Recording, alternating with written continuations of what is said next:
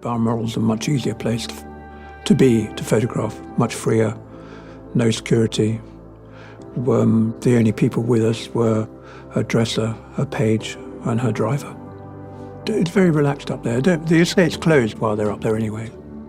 One of the great themes, both for painters, but more especially, I think, for photographers, is the figure in landscape.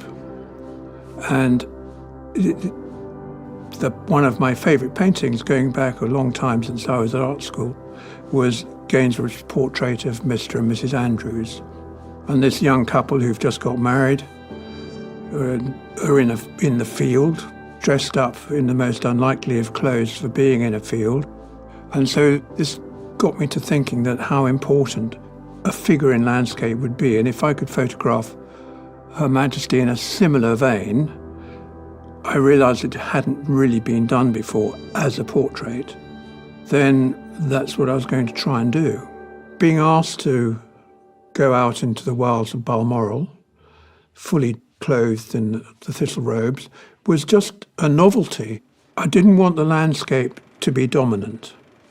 I wanted it to be sympathetic to a figure in landscape. The figure had to be the main focus, but everything else had to contribute to the picture.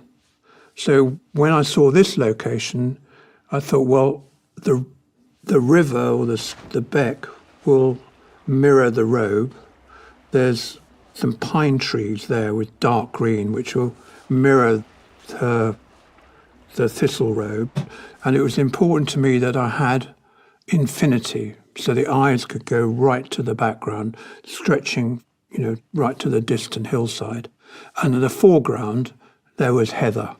Funnily enough, if you take the Queen out of that picture, take the figure out, you wouldn't really notice it. You'd drive past it, walk past it and think, oh, that's a pretty view.